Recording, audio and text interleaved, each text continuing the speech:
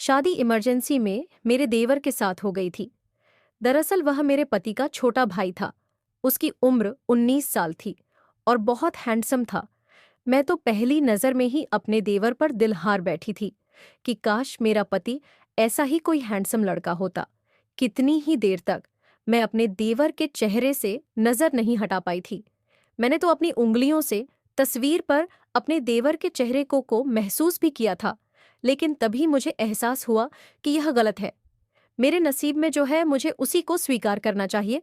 मैंने देवर की तरफ से निगाह हटाकर अपने होने वाले पति की तरफ निगाह डाली। दोनों भाई एक ही तस्वीर में थे। मेरा होने वाला पति आम शक्ल सूरत का इंसान था और यह देखकर मेरा दिल थोड़ा सा दुखा जरूर था, क्योंकि मैंने तो अपने सपने में ऐसे ही लड़के को देखा था जैसा मेरा देवर था। लेकिन मेरी शादी उसके भाई से तय हो गई थी। कुछ ऐसी इमरजेंसी आई कि अब मेरी शादी मेरे देवर से हो रही थी और अब मैं बहुत खुश थी, क्योंकि आखिरकार मेरी शादी मेरे सपनों के राजकुमार से हो गई थी। लेकिन मुझे नहीं पता था कि मेरा देवर राजेश से शादी करने के बाद मेरे ऊपर कौन सी कयामत टूटने वाली थी। मैं तो हवाओं में झूम रही थी कि मुझे मेरे सपनों का राजकुमार मिल गया था, लेकिन आने वाले वक्त से अनजान थी। मेरा नाम राधिका है। माँ बाप की बहुत ही हित्ती लाडली हूँ। लेकिन माँ बाप ने साफ कह दिया कि शादी तो तुम्हें हमारी पसंद से ही करनी होगी, और मैं उनकी पसंद पर सर भी झुका गई थी। भले ही मैं दिल से शादी के लिए खुश नहीं थी, क्योंकि सूरज मेरे सपनों की कसौटी पर बिल्कुल भी पूरा नहीं उतरता था।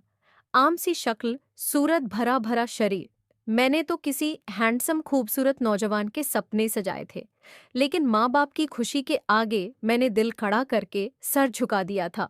सोचा था शादी के बाद खुद ही मुझे अपने पति से मोहब्बत हो जाएगी। लेकिन शादी के कुछ दिन बाद ऐसा हुआ कि मेरा पति ठीक बारात वाले दिन भाग गया। इसीलिए परिवार की इज्जत बचाने के लिए दोनों घरों में यह फैसला लिया गया कि राजेश की जगह मेरे देवर यानी राजेश को मेरा दूल्हा बनाया जाए। और जब यह खबर मुझे मिली तो मैं कुछ देर के लिए सांस लेना भूल गई थी। दिल एक नई लय पर धड़कने लगा था। ऐसा लगा जैसे मेरे मुर्दा दिल में नई जान पड़ गई हो। मेरे चेहरे पर रंग बिखरने लगे थे। क्या इतनी जल्दी दुआएं कबूल हो जाती हैं? मुझे विश्वास नहीं था। मुझे और क्या चाहिए था? जैसे अंधे को दो आंखें मिला। लेकिन थोड़ी सी चिंता थी कि मेरा देवर मुझसे 3 साल छोटा था, नया नया जवान हुआ था, और मैं यही सोच रही थी कि शायद उसे शादीशुदा रिश्ते के बारे में कुछ भी पता नहीं होगा। और मैं यह जानकर उदास हो गई थी, मेरे दिल में बहुत सारे अरमान थे और मुझे हर चीज के बारे में पता था। मैंने उसके आने से पहले ही अपनी पूरी तैयारी कर ली थी। मेरे अंदर बेतहाशा जज्बात उमड़ रहे थे, क्योंकि मैं उससे उम्र में बड़ी थी, और फिर मेरी सहेलियों ने भी सुहागरात के बारे में ऐसी ऐसी बातें बताई थी कि उन बातों को याद करके मेरा दिल जोरों से धड़क रहा था। मैंने सोचा आज तो मैं उससे खूब प्यार बटोरगी।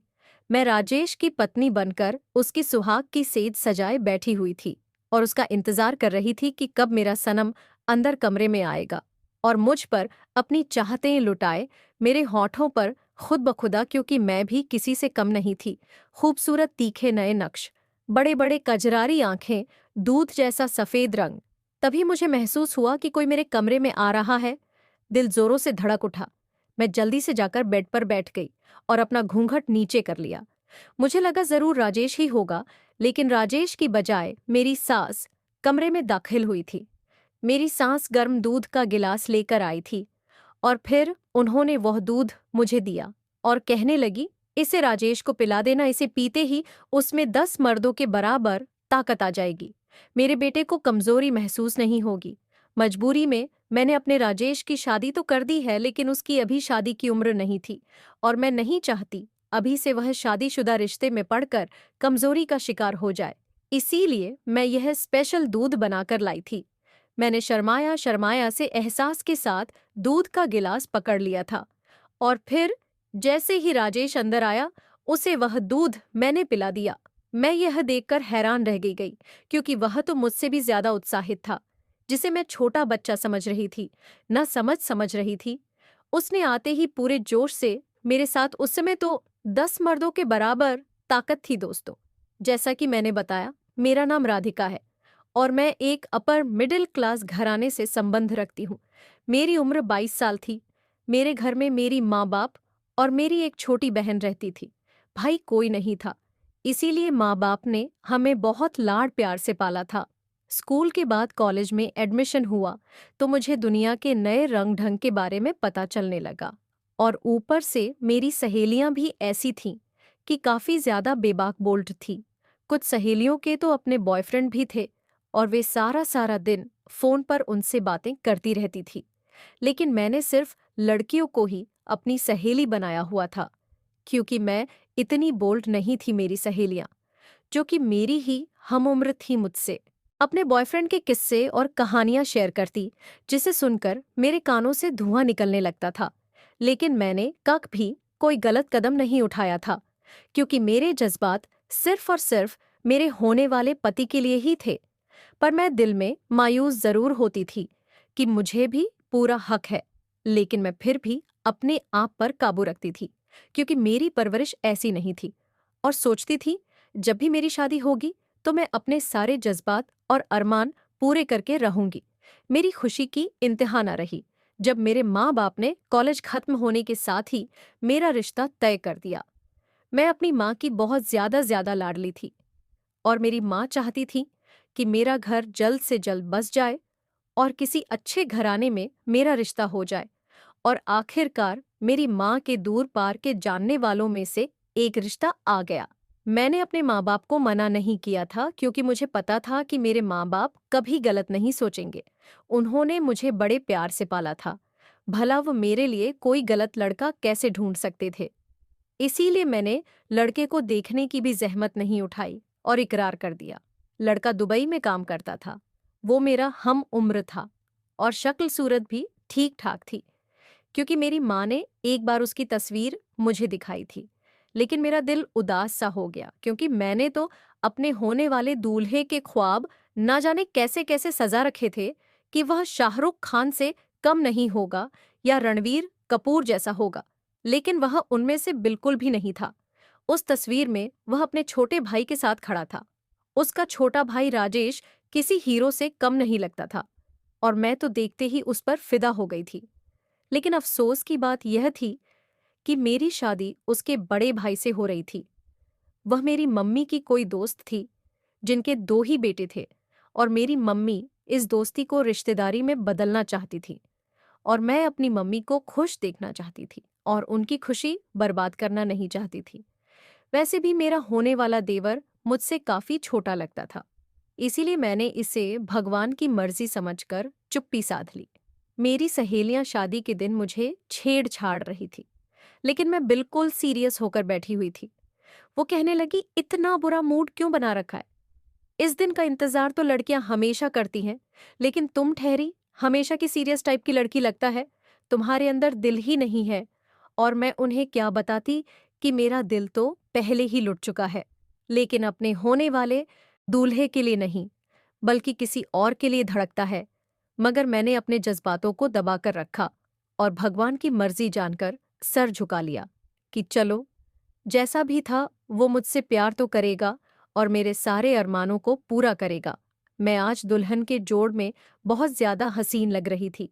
जो भी मुझे देखता मेरी बहुत ज्यादा तारीफ करता, लेकिन अगर मेरी शादी मेरे देवर से होती तो मैं और भी ज्यादा खुश होती, क्योंकि देखने में काफी ज्यादा हैंडसम, स्मार्ट और मजबूत मर्द था। उसका भाई उसके मुकाबले में दुबला पतला सा था। लेकिन अब मैं क्या कर सकती थी? मेरे माँ बाप खुश थे और मुझे भी इसी बात में खुश रहना था। मैं स्टेज पर बैठी अपने पति का इंतजार कर रही थी, लेकिन आखिरी मौके पर मुझे यह खबर सुनने को मिली कि मेरा पति सूरज शादी से भाग गया है, क्योंकि उसे यह शादी मंजूर नहीं थी। उसके घर वाले उसके साथ जबरदस्ती कर रहे थे। जब यह खबर मुझे मिली तो मेरे पैरों तले से जमीन खिसक गई। मेरी माँ अपनी सहेली को बहुत ज्यादा बुरा भला कह रही थी। कहने लगी कि अगर तुम्हारे बेटे को शादी नहीं करनी थी तो आखिर उसने रिश्ता ही क्यों जोड़ा? उसने मेरी बेटी की जिंदगी बर्बाद कर दी। मैं चुपचाप साड़ पर खड़ी होकर ये सारा तमाशा देख रही थी। मेरी आंखों से आंसू बह रहे थे। ये सच था कि मैं सूरज से शादी नहीं करना चाहती थी, लेकिन मैं अपना तमाशा भी नहीं चाहती थी। अब सब लोग मुझ पर थू-थू करेंगे, मुझे कोई दोबारा रिश्ता नहीं देगा। मेरी सहेलियां भी मेरा मजाक उड़ाएंगे।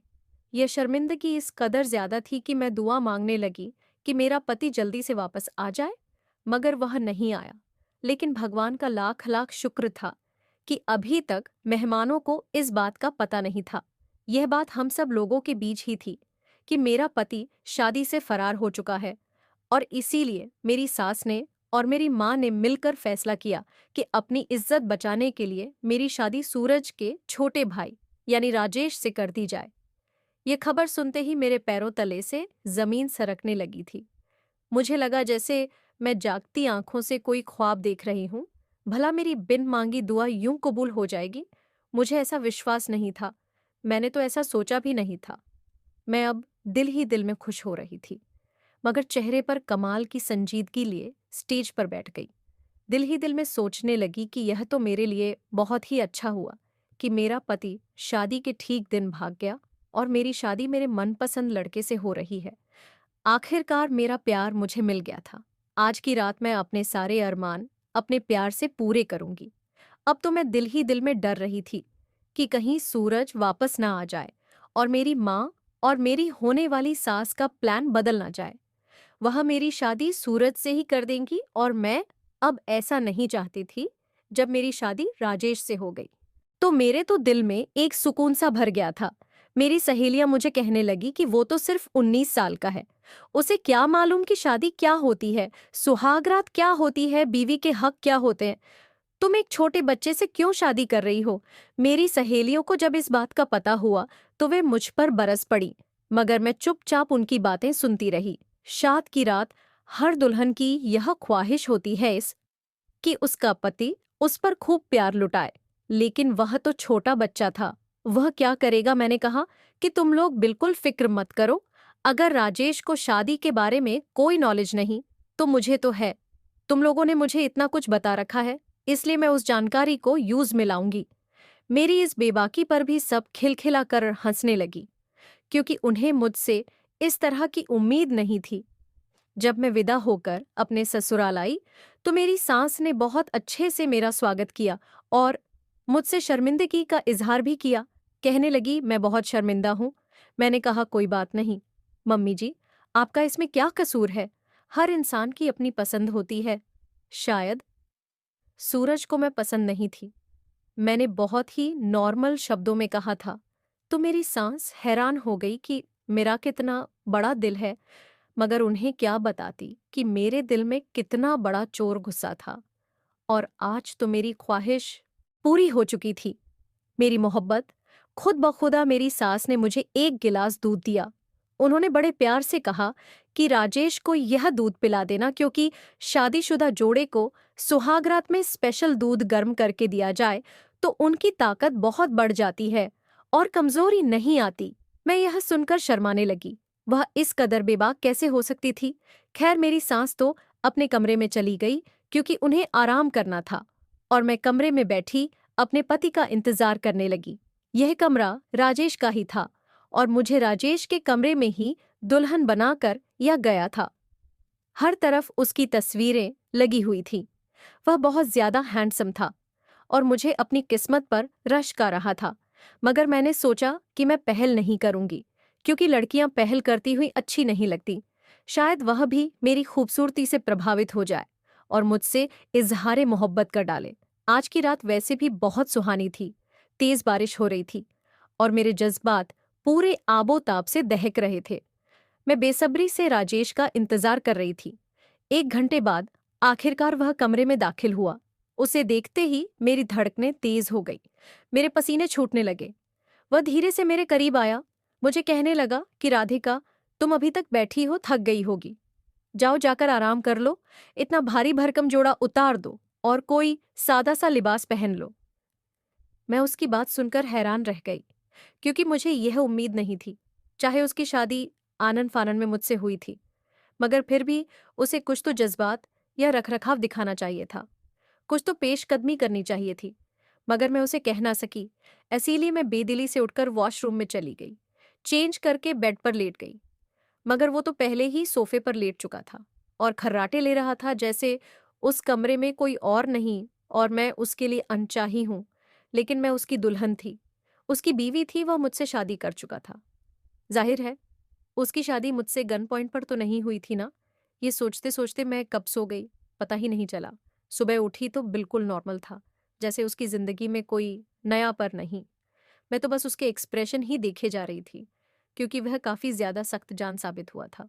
हाँ, मेरी सास का रवैया मुझसे बहुत ज़्यादा अच्छा था, क्योंकि मेरी माँ और मेरी सास बचपन की सहेलियाँ थीं और मेरी सास ने बचपन में भी मुझे अपनी गोद में खिलाया था। इसीलिए मैं उनकी बेटियों की तरह थी। मैं भी अपनी सास से खुशदिली से मिली थी, मगर राजेश बहुत चुपचाप सा था।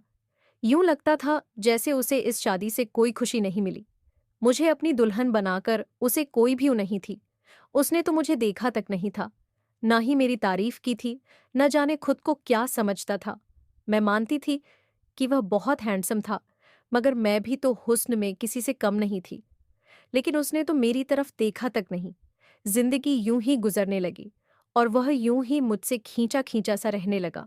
न तो मैं उसकी तरफ दोस्ती का कदम बढ़ा सकती थी और ना ही बीवी होने का हक मांग सकती थी। मैं तो बस चाहती थी कि उसे खुद ब खुदा हो जाए और वह मेरे साथ अच्छा हो जाए। मगर उसके अंदर अंदर खुद ही एहसास पैदा नहीं हो रहे थे, तो मैं भला उसे क्या एहसास दिलाती। और एक रात तो मैं अपने दिल के हाथों मजबूर इस रिश्ते को शुरू करने की कोशिश भी करने लगी। राजेश जिस सोफे पर सो रहा था, मैं राजेश के बेहद करीब जाकर बैठ गई और उसके बालों में अपना हाथ घुमाने लगी। मेरा स्पर्श पाते ही वो उठकर बैठ गया। मेरी आंखों में चाहत का नशा समाया हुआ था और मेरे हाव भाव देखकर राजेश बदक कर मुझसे दूर हुआ था। गुस्से से कहने लगा, तुम मेरे पास क्यों आई हो? जाओ, जाकर बेड पर लेटो। मेरे करीब आने की कोशिश मत करो, वरना बहुत बुरा होगा। मैंने कहा, आखिर क्या बुरा होगा? मैं तुम्हारी बीवी हूं। मुझे अब यह जुदाई सही नहीं जाती। हक रखती हूं मैं तुम पर। मुझे मेरे हक से वंचित क्यों रखा है?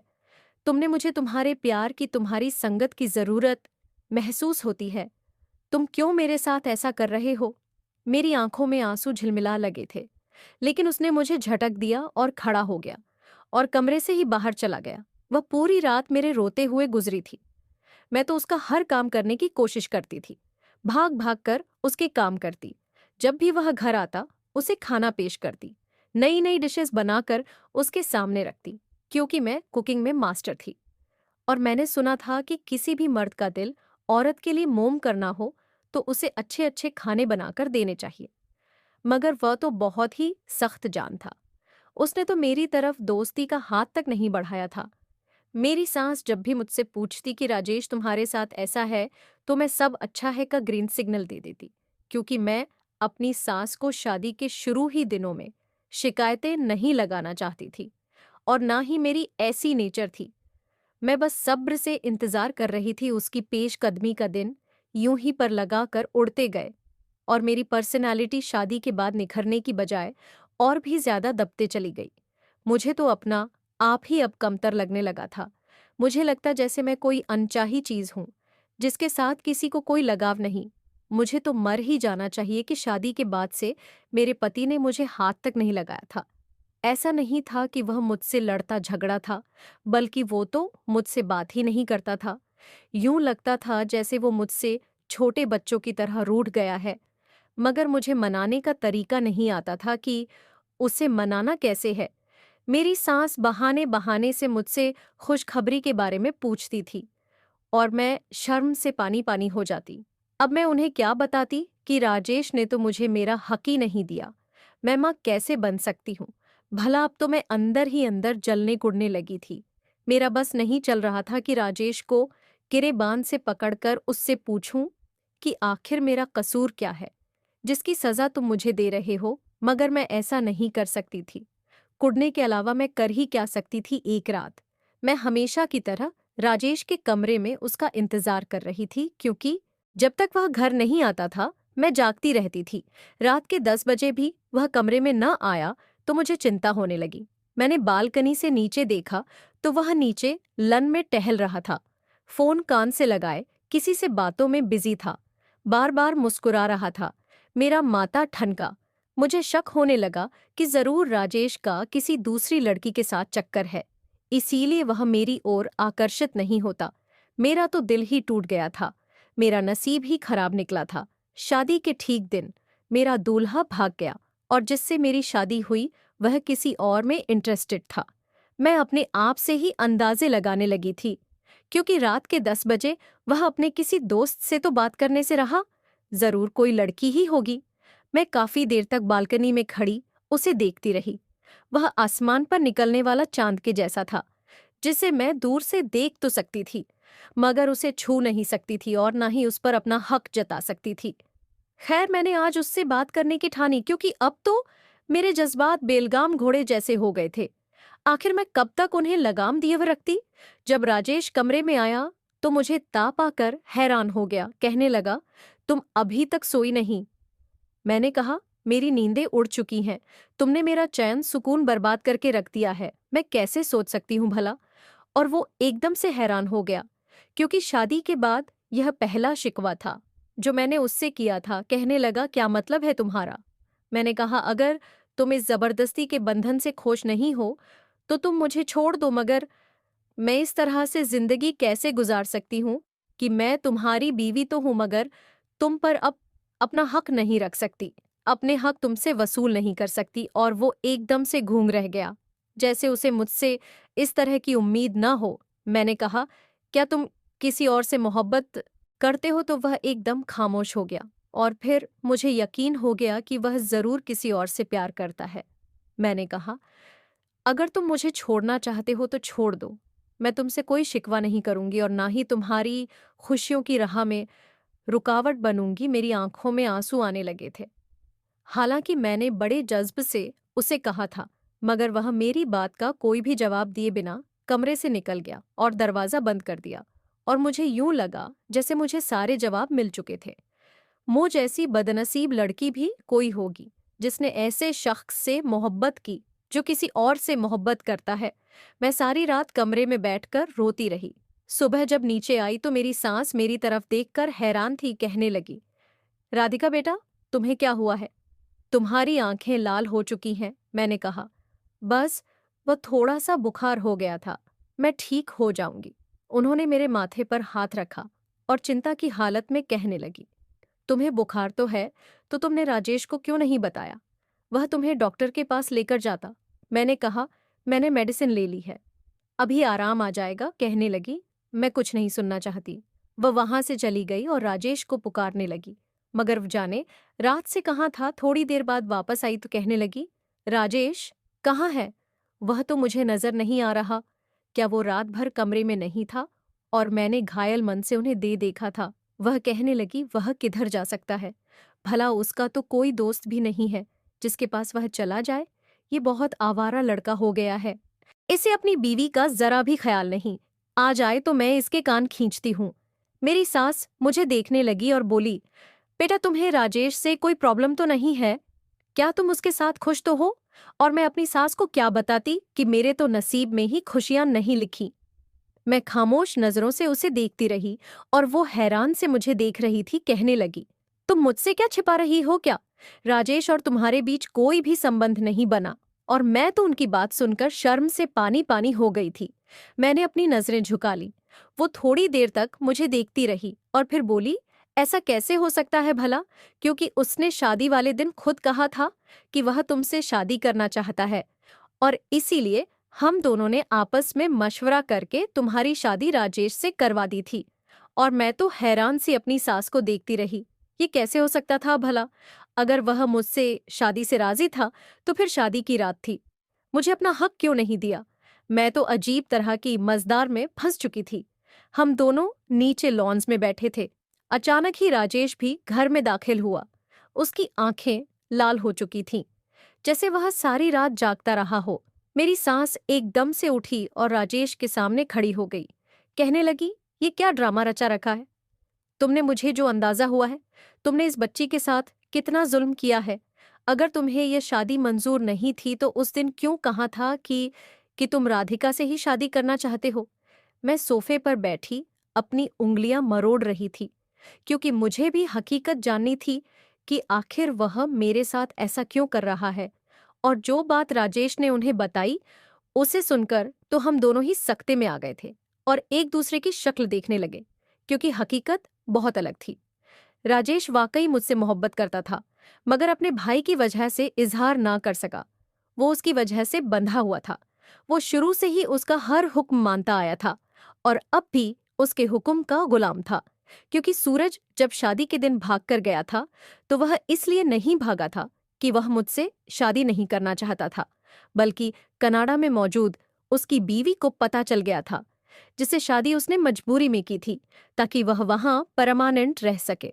और वैसे भी वो अपनी बीवी का बहुत ज्यादा कर्जदार था, क्योंकि शादी के वक्त उसकी बीवी ने उसे बहुत सारे रुपए दिए थे, जिनसे उसने अपने कर्ज उतारे थे।